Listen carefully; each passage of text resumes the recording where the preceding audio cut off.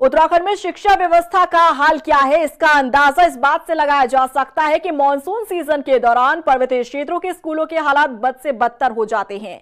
Classroom की छत से पानी टपकना हो या फिर दीवारों का गिरना, ये आम बात हो चली है। आखिर बीते हादसों से शिक्षा विभाग ने सीख लेते हुए इस बार मानसून सीजन के लिए कैसी तैयारी की है, देखिए इस रिपोर्ट में। उत्तराखंड के स्कूलों के बदतर हालात, शिक्षा विभाग की ये कैसी तैयारी। बरसात में क्लासरूम से टपकता है पानी। उत्तराखंड में शिक्षा व्यवस्था का हाल क्या है, इसका अंदाजा इस बात से लगाया जा सकता है कि मॉनसून सीजन के दौरान पर्वतीय क्षेत्रों के स्कूलों के हालात बदतर हो जाते हैं। क्लासरूम की छत से टपकता पानी और दीवारों का गिरना, जिसके चलते कई बार बच्चे घायल हो जाते हैं।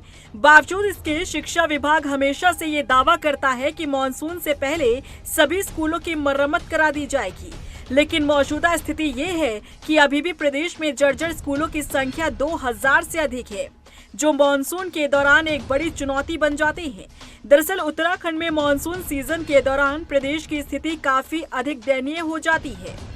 पर्वतीय क्षेत्रों में आपदा जैसी स्थिति उत्पन्न हो जाती है, जिसकी वजह से आम जनजीवन अस्त व्यस्त हो जाता है। मॉनसून सीजन के दौरान लैंडस्लाइड होने की वजह से सड़कों को काफी नुकसान होता है, लेकिन कई बार भारी मात्रा में पानी के बहाव की वजह से मकान, स्कूल समेत इंफ्रास्ट्रक्चर को काफी नुकसान पहुंचता है।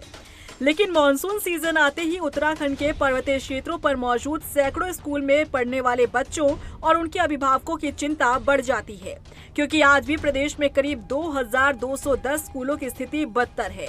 उत्तराखंड शिक्षा विभाग से मिली जानकारी के मुताबिक वित्त वर्ष 2024 से 25 के आंकड़ों के तहत सरकारी विद्यालयों की कुल संख्या 15,873 है, जिसमें से 2210 स्कूलों की स्थिति खराब है। सबसे अधिक पौड़ी जिले में 330 स्कूलों की स्थिति दयनीय है, जबकि सबसे कम चंपावत जिले में 90 स्कूल है। प्रदेश में बदहाल स्थिति के स्कूल मॉनसून के दौरान और अधिक खतरनाक हो जाते हैं, क्योंकि मॉनसून सीजन के दौरान इन स्कूलों के छत गिरने, दीवार गिरने या फिर क्लासरूम में पानी टपकने जैसी समस्या देखी जाती है। बावजूद इसके शिक्षा विभाग की ओर से अभी तक कोई भी कदम नहीं उठाया गया। राज्य सरकार इस बात का दावा करती है कि प्रदेश के स्कूलों की स्थिति काफी बेहतर है, लेकिन विभागीय आंकड़े ही स्कूलों की स्थिति की पोल खोलते नजर आते हैं। वहीं माध्यमिक शिक्षा विभाग के निदेशक डॉक्टर मुकुल कुमार सती का कहना है कि इन सभी स्कूलों को दुरुस्त करने की कवायद चल रही है। मौजूदा समय में 6 स्कूलों की डीपीआर तैयार करने के साथ ही बजट भी जारी कर दिया गया है। देखिए, माध्यमिक शिक्षा के अंतर्गत माननीय मंत्री द्वारा जितने भी स्कूल हैं उनको श्रेणियों में बांटा गया है। A, B, C, D श्रेणियों में।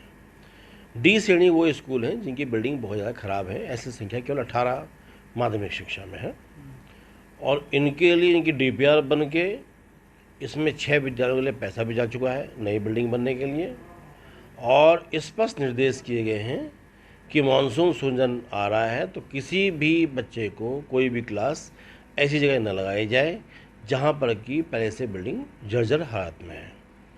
तो वहीं राज्य शैक्षिक प्रबंधन एवं प्रशिक्षण संस्थान के अपर राज्य परियोजना निदेशक कुलदीप गैरोला ने बताया कि समग्र शिक्षा अभियान के तहत पिछले साल 255 स्कूलों की मेजर रिपेयरमेंट का काम किया गया।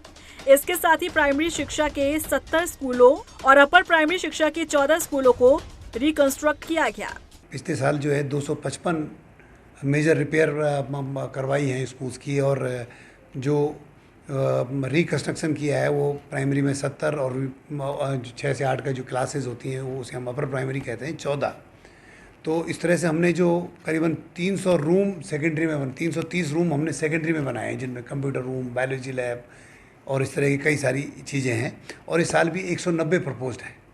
तो मैं ये समझता हूँ कि जो हमारे निर्माण आवश्यकताएँ हैं या जहाँ पर ज़्यादा दिक्कतें होंगी वो काफ़ी कुछ इसमें आ गया होगा। इसके अतिरिक्त विद्यालयों को जिला योजना और विभाग के कार्यक्रमों से भी समर्थन प्राप्त होता है। तो अब मैं नहीं समझता कि कहीं पर ऐसी स्थिति होगी कि जो बच्चे ऐसी बिल्डिंग में बैठ रहे होंगे कि जो वो ख़राब होगी, और यदि ऐसी स्थिति हो भी अगर वो अधिकारियों के संज्ञान में लाई जाती है तो उसके लिए तात्कालिक आधार पर व्यवस्थाएँ भी करवाई जाती हैं।